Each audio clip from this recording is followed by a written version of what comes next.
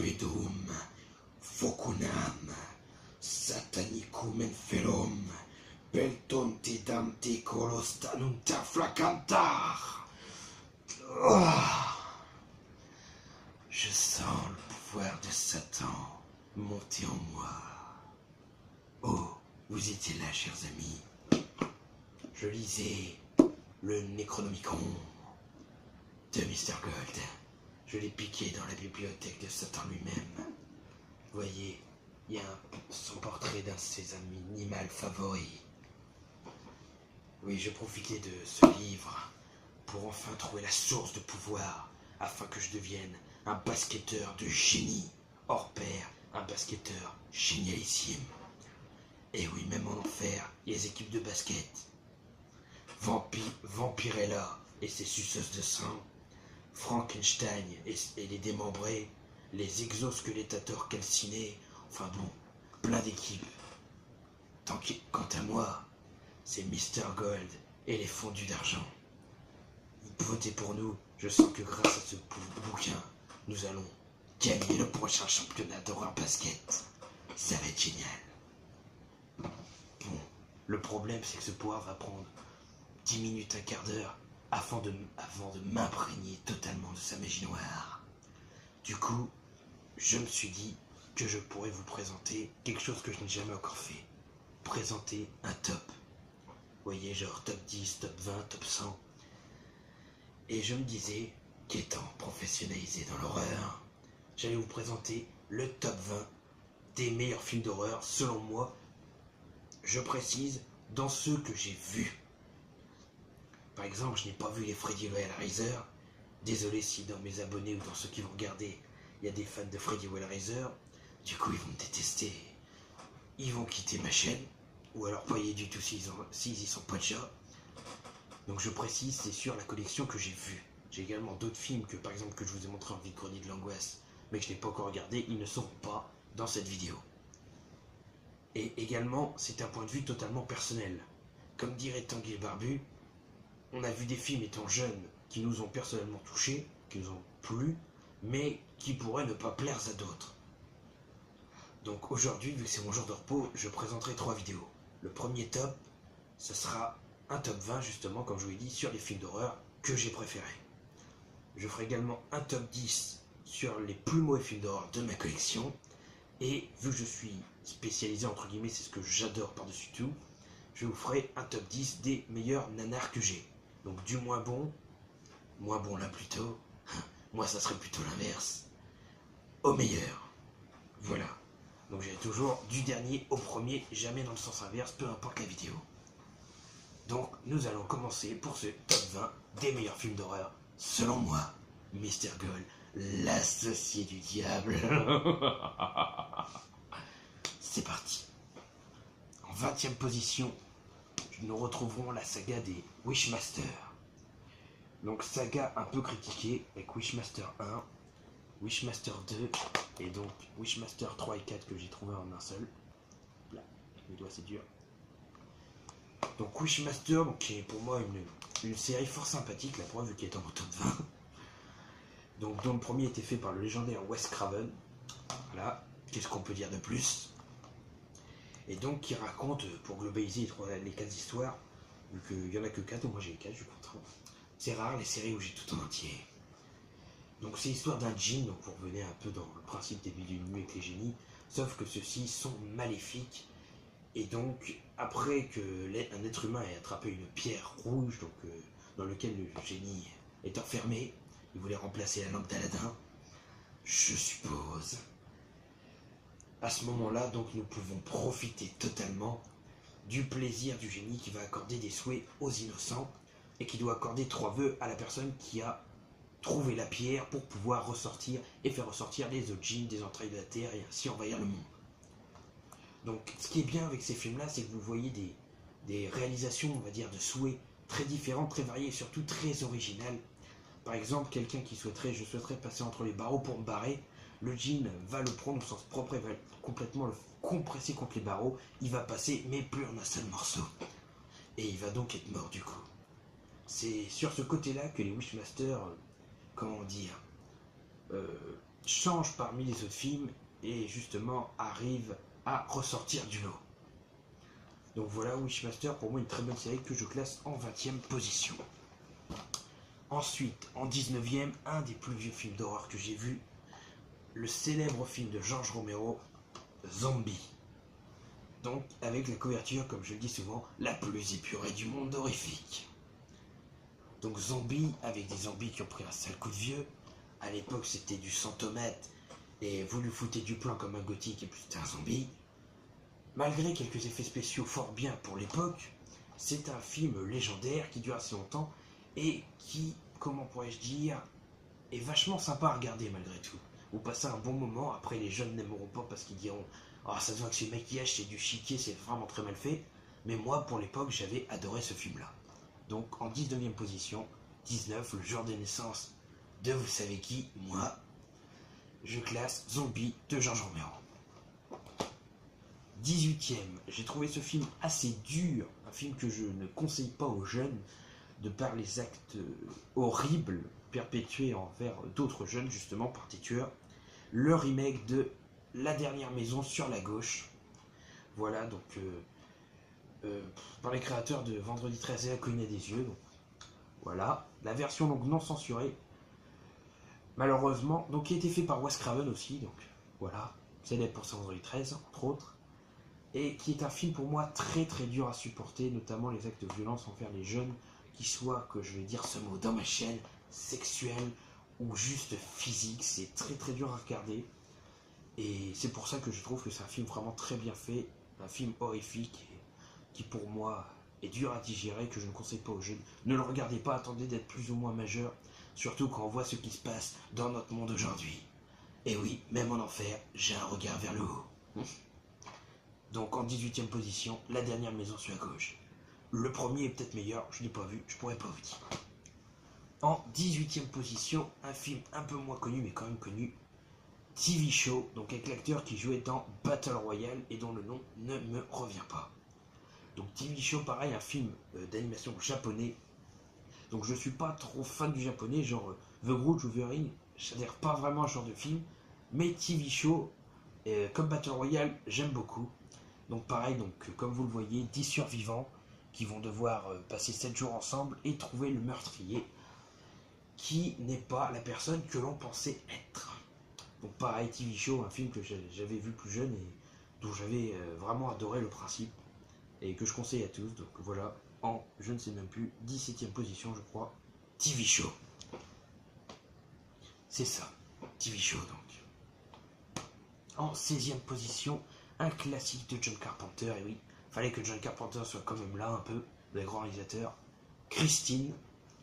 Donc par exemple, je n'ai pas mis Ghost of Mars, que je n'ai pas préféré aux 20 autres que j'ai présentés, qui était quand même un très bon film. Et là je vous présente Christine, donc la voiture tueuse. Donc pareil, j'ai bien aimé le concept que, avec l'évolution de la voiture quand elle se fait réparer, vous voyez l'évolution de la personne qui la conduit, la personnalité change en même temps que la voiture, et c'est ce contraste qui m'a beaucoup plu. De plus, le côté horrifique d'une voiture hantée, un grand classique. Donc pareil que vous voyez là, j'aime bien la jaquette, même si je préfère celle-ci, elle est beaucoup plus belle. Et donc vous voyez que tous les gens qui font du mal à ce personnage, acteur principal, se font tuer par sa voiture adorée. Donc très bon film que je classe en 16e position. Si je me trompe de position, c'est parce que je m'en mêle. Ensuite, le remake, je n'ai pas les origines non plus, de La Colline à des yeux. Donc pareil, de Wes Craven. Et oui, vous allez me dire, il y a beaucoup de Wes Craven. Mais bon, c'est parce que j'adore ça. Donc La Colline à des yeux, donc très très bon film aussi, très très bon remake. Le premier, le deuxième on m'a dit que ça collait pas avec le deuxième original. Après je ne sais pas. Mais les personnages sont très bien faits. Les scènes de gore parfois sont vraiment dures. C'est pas un film que je conseille à tout le monde non plus. Ça fait réellement peur. Bon après moi rien ne me fait réellement peur. Hormis quand j'avais 4 ans que j'ai vu Chucky pour la première fois. Mais bon, évidemment à cet âge-là tout vous fait peur. J'aurais peur d'une araignée à l'heure actuelle. Donc voilà, donc des personnages fort sympathiques auxquels on s'accroche vite. Des scènes d'horreur vraiment lourdes pour certains moments, pas dans le sens chiant mais dans le sens dur. Et pareil, un beau film où on reste jusqu'au dernier moment accroché. super bien. 15e position, si je ne me trompe pas, La colline des yeux. J'espère ne pas me tromper. De toute façon, vous me reprendrez. Donc ensuite, Black Christmas, donc le remake, pareil, il y en avait un original. Et que dire de plus, un excellent film. Donc que je conseille à tous. Donc normalement c'est la 14e position si je ne me trompe pas, encore je vous le dis, c'est pas sûr. Et donc pareil, donc une histoire où on ne sait pas vraiment qui est le tueur. Des fois on voit le tueur et pourtant il y a des meurtres, on sait que c'est pas lui, on ne sait pas quoi en penser. Il y a beaucoup de gens qu'on accuse, on passe un très bon moment, c'est spécial pour les fêtes. Prenez Black Christmas.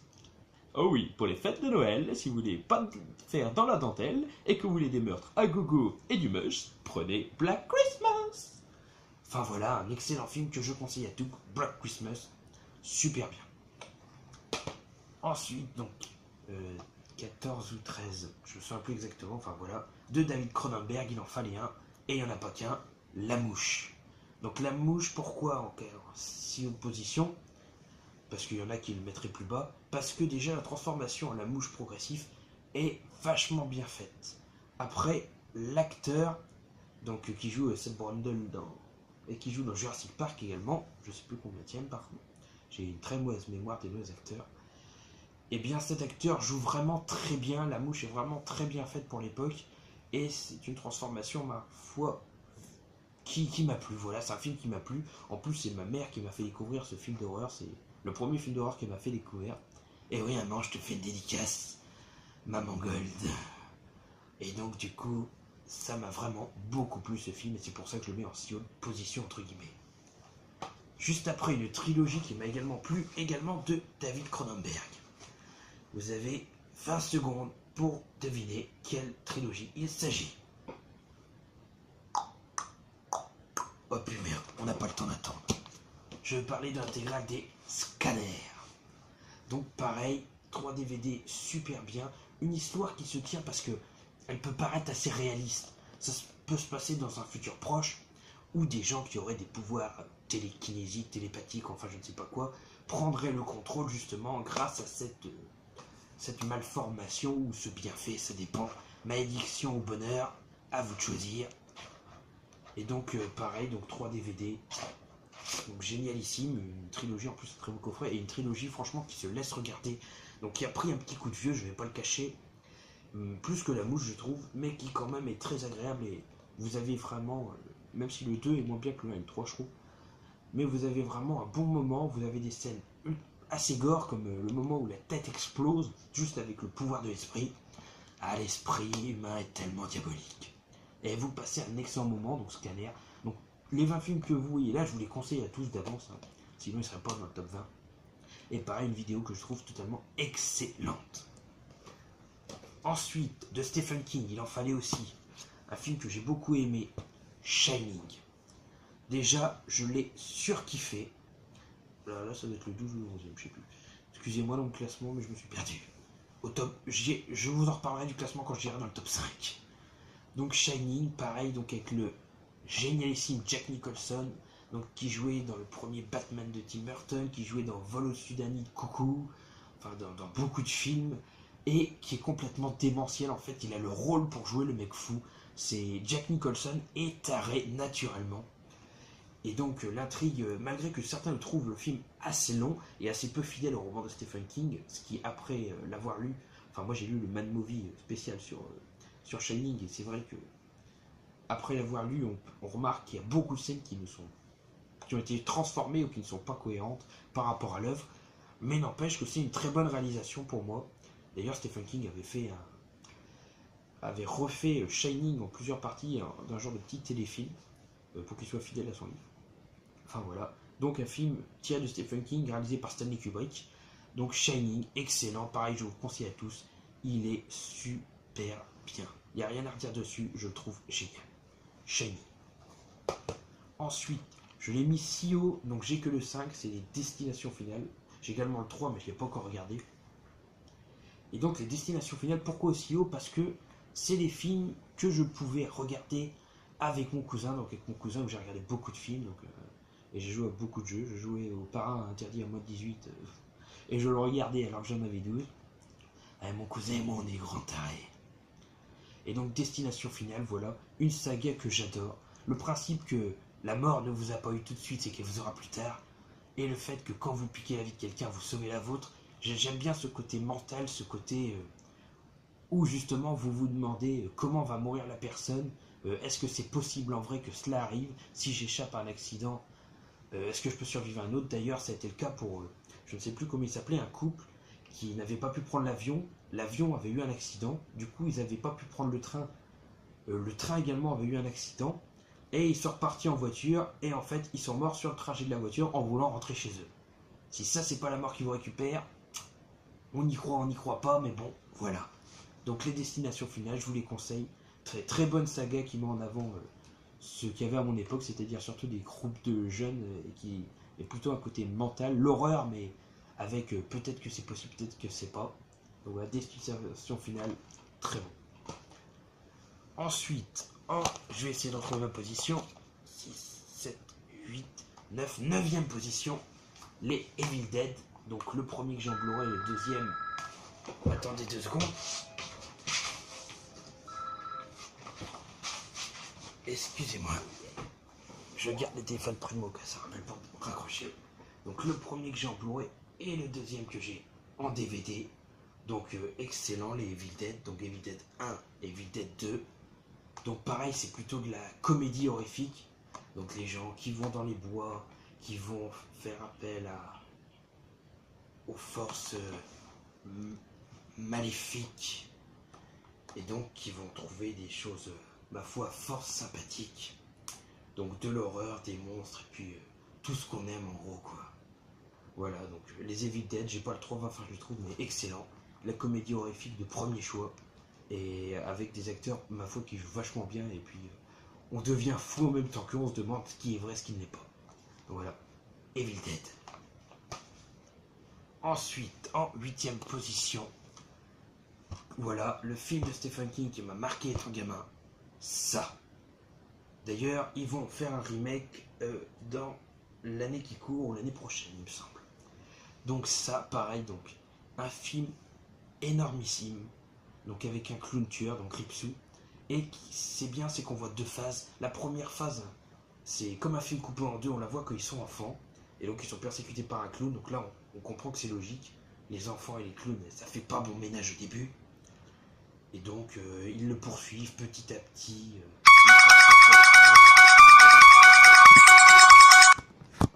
Voilà. Excusez-moi pour les sonneries des cinémas, ma mère me harcèle. Donc je finis la vidéo avant. Donc pareil, qui est machiavélique, donc qui est complètement terrifiant.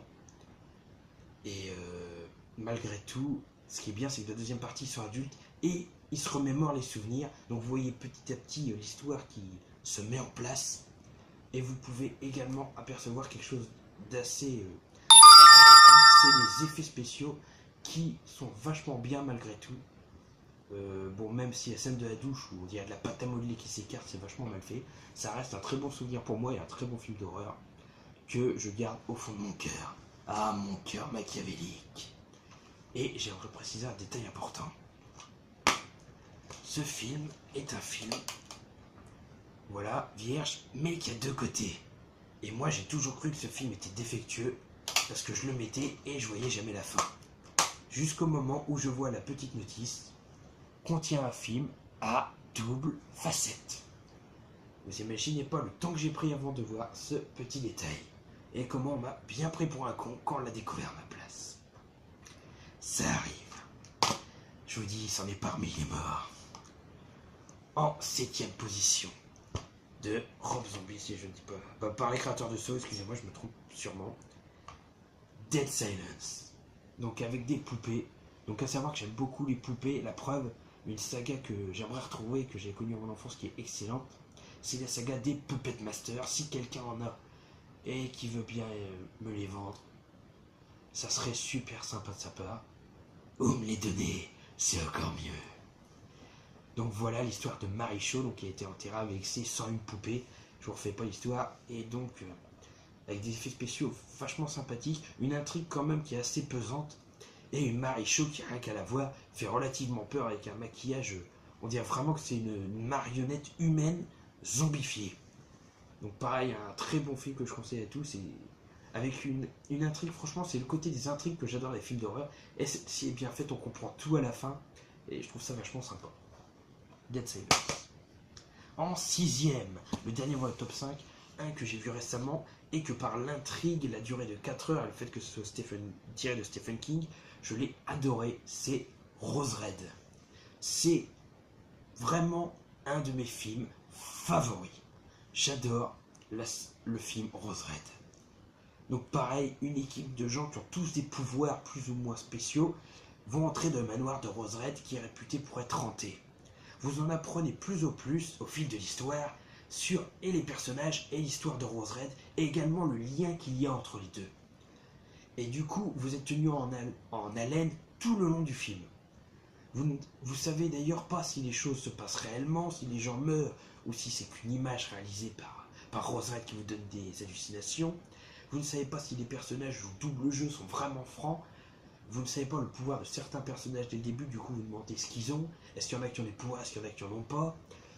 Les raisons pour lesquelles ça a poussé la professeure à réunir cette équipe et à aller sur le lieu du crime. Les liens qu'ont la petite fille avec les enfants qui ont été tués ici, ainsi que l'ancien propriétaire et le dernier membre de la famille. Enfin, vous avez tout plein de détails, vos yeux vont partout, votre esprit réfléchit à 100 à l'heure, et c'est ça qu'on adore dans Rose Red. Franchement, je vous conseille à tout Rose Red, si vous le trouvez, n'hésitez pas, moi je l'ai eu à 1€ et je suis super content de l'avoir acheté. Et nous entrons dans le top 5. Alors en 5e position, beaucoup vont me dire que je l'ai encore plus surélevé que l'eau du paradis. Il s'agit du premier film d'horreur que j'ai vu quand j'étais jeune, c'est pour ça qu'il est si haut et je l'ai adoré. Donc avec... alors attendez, je retrouve le nom de l'acteur. Je sais qu'il s'appelle Fraser, mais j'ai plus le nom et je vais pour le retrouver. Forcément, j'ai toujours autant de chance. Enfin, je crois que c'est Christophe Fraser, donc c'est La Momie. La trilogie de La Momie, donc j'ai préféré les 2 premiers au 3e, malgré qu'il est excellent aussi, et j'ai préféré le premier au second.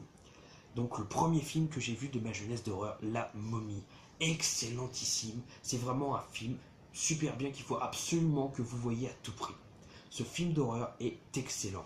Déjà les acteurs sont superbes, donc cet acteur-là, en dépit de vous dire non, je vais vous dire dans quoi ils ont joué, donc cet acteur-là a joué notamment donc, dans Les 3 La Momie, c'est ce qu'il a fait connaître.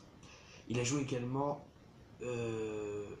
dans Diablesse ou Endiablé, si je dis pas de bêtises. Il a joué dans les Looney Tunes, le film, et donc dans plusieurs autres films, je ne me souviens pas tout. Donc cette actrice-là, je ne pourrais pas vous dire dans quoi elle a joué, mais pareil, elle est très bonne. Celui qui joue Locke Jonathan, c'est l'acteur qui joue dans la parfaite et magnifique série Spartacus. Et il y a également un acteur, donc c'est Jim Ali, je crois qu'il s'appelle, ou un truc comme ça. Donc là, qui joue le gars de la prison qui se fait tuer par un scarabée qui va le bouffer le cerveau. Même si on le voit pas, mais c'est un peu ça l'idée. Et il joue, je me souviens, dans mon film préféré que je n'ai pas, il va falloir absolument que je le trouve. Pourtant, il est facile à trouver, Gladiateur, avec Russell Crowe. Et là, il joue un marchand d'esclaves pendant un petit moment. Donc voilà, La Momie, vraiment un excellent film, le film de ma jeunesse qui a bercé ma tendre enfance, donc c'est pour ça qu'il est si haut, et que je conseille à tous avec du suspense, de la comédie, des scènes d'amour, donc même si je suis pas trop amour, ça va, ça rentre bien. Donc avec l'oncle Jonathan, pareil, des moments un peu cons, ricoconnels, avec les célèbres répliques, je hais les momies, avec les célèbres cris, avec les célèbres mimiques faciales génialissimes, et une momie vachement bien faite, avec des effets spéciaux fort sympathiques, des scarabées tueurs, des momies qui reviennent de l'au-delà, des gens qui se font tuer petit à petit, avec une intrigue assez sympa. Franchement, pareil, La Momie, excellent film, regardez-le. Donc le 5e, La Momie. Le 4e, la saga, enfin des cultes, des Vendredi 13. Les 4 derniers, c'est que des cultissimes. Donc la saga que j'ai complète avec un bon paquet de DVD dedans. Il y en a 8, je crois. 8, 1, 2, 3, 4, 5, 6, oui, c'est ça, 8. Donc les Vendredi 13, il me manque le 1 et Jason X. Et après, je les aurai tous, vu que j'ai chopé Jason contre Freddy il n'y a pas longtemps. Et donc, pareil, une saga génialissime. Donc, je ne vais pas vous en parler plus, mais Vendredi 13, c'était une des sagas les plus connues de l'horreur. Voilà, mais qui ne connaît pas Vendredi 13, franchement? C'est la plus belle des sagas pour beaucoup, énormément. La mienne, c'est pas la meilleure, mais j'avoue qu'elle est très très bien. Avec le célébrissime tueur au masque de hockey qui a commencé comme tueur avec un masque de sac à patates. Ah oui, un sac à patates. C'est possible. Et le premier tueur, c'était même sa mère. Et donc voilà, une des plus belles sagas à voir. Donc ce coffret, je vous conseille à tous. Il est vachement beau. Bon, il coûtait vachement cher aussi. Si vous le trouvez à bas prix, n'hésitez pas, prenez-le. Donc vendredi 13 en 4ème position, une des meilleures sagas d'horreur chez Nialissime. Une autre saga dont j'ai les 5 premiers, donc il me manque tous les autres, donc ça fait beaucoup, et que je préfère à vendredi 13, malgré que certains vont me faire un scandale, les Halloween. Donc pareil, Halloween, si je me souviens bien, je vais faire une petite dédicace, est la série préférée de Laurent de Champlain, si je ne dis pas de bêtises. Donc voilà, Halloween. Donc pareil, Michael Myers, un tueur légendaire, donc qui avec Jason Voorhees et Freddy Krueger forment les 3 grands noms, on va dire, du cinéma d'horreur. Et pareil, cette saga, je la préfère vendredi 13, elle est excellente. Un tueur masqué qui vient tuer les gens de sa famille d'abord et qui après ne meurt jamais. On a beau le tuer, le brûler, l'exploser, il n'arrive jamais à mourir, c'est formidable, il revient toujours. Et même si le 3, il n'y a pas Michael Myers dedans, j'ai trouvé l'histoire franchement sympathique avec les masques montés sur les gamins qui les transforment en insectes et tout, et les tuent. Donc voilà la saga Halloween que je conseille à tous et qui pour ma foi est une excellente saga. Donc là, le 3e, on entre dans le top 3 avec Halloween. Donc les 2 premiers vont sûrement en surprendre peut-être plus d'un, et c'est mes choix. Mais en 2e, une saga que je préfère, c'est les Rec. Les Rec, le côté filmé et le côté où les zombies sont très actifs, il y a des morts un peu partout, c'est une de mes sagas préférées, la preuve, la 2e. Même si Freddy, quand je le regarderai à mon avis, reprendra des échelons. Et pareil, donc là il y a les 4, donc la quadrilogie est complète. Et c'est une saga super bien. Vous stressez vraiment à la place de ceux qui filment, vous vous mettez vraiment à leur place. Et quand vous voyez les choses, vous vous dites putain, mais dans cette situation, je ferais quoi? Je crèverais sûrement, mais je ferais quoi avant de crever comme réflexe? Donc pareil, les 4 sont franchement bien. Et les zombies sont franchement actifs, les zombies, les infectés, ça dépend comment vous les appelez. Et vous passez un excellent moment, vous avez de l'action, vous avez un peu d'humour parfois, de la comédie, et vous attachez vraiment aux acteurs, c'est génialissime. Et dans le dernier, il y a une grande intrigue pour savoir qui est infecté, et je trouve qu'elle est vachement bien réalisée, et c'est super. Donc Rec en 2e position. Et en première, parce que j'aime les intrigues, que j'adore cet acteur qui joue dedans, et surtout parce que ça fait partie des premiers films d'horreur également que j'ai vus, et qu'il y a un côté horrifique plutôt dans l'aspect psychologique que dans l'aspect horreur lui-même, même s'il y a des scènes très gore. C'est avec Anthony Hopkins, la saga du Silence des Agneaux, de Dragon Rouge, de Lecter, d'Hannibal et d'Hannibal Lecter, je veux dire. Et pour moi, c'est le top 1 parce que c'est vraiment l'horreur que je préfère. Une horreur où vous avez vraiment de la psychologie, vous avez vraiment de l'horreur brutale aussi parce qu'il y a des scènes vraiment gore, et vous vous posez plein de questions, vous essayez de répondre aux questions que Hannibal Lecter, alias Anthony Hopkins, dit, et vous vous mettez à la place de la personne en voulant y répondre, vous savez pas comment prendre les phrases, la tournure des phrases, et c'est la meilleure saga d'horreur pour moi, Le Silence des Agneaux, même si franchement c'était dur de la classer au-dessus d'Halloween, Vendredi 13 au Rec, qui sont également d'excellentes sagas d'horreur que vous ne devez pas dénigrer et que vous devez adorer. Enfin, je vous oblige pas à adorer, adorez-les, obligations. Et donc que vous allez forcément adorer également. Donc pareil, Le Silence des Agneaux, Dragon Rouge, merveilleuse série, je vous conseille à tous. Numéro 1 pour moi. Et voilà, on vient de passer une demi-heure ensemble, du coup, je pense que je suis devenu un talentueux joueur de basket, et on va savoir ça tout de suite. Allez, je vais essayer de me la péter en faisant un truc que j'arrive pas, peut-être. Oh. Oh yes. Je suis devenu un nouveau Tony Parker du basket, Magic Pomar en action, Mr. Gold Jordan le Grand. A plus sur la chaîne de Mr. Gold l'associé diable. N'hésitez pas à laisser des commentaires et à mettre un pouce vert si possible, ça m'arrangerait. Allez. Et si vous êtes sympa et que vous vous abonnez, je vous offrirai un ballon de basket infernal. Bouillard!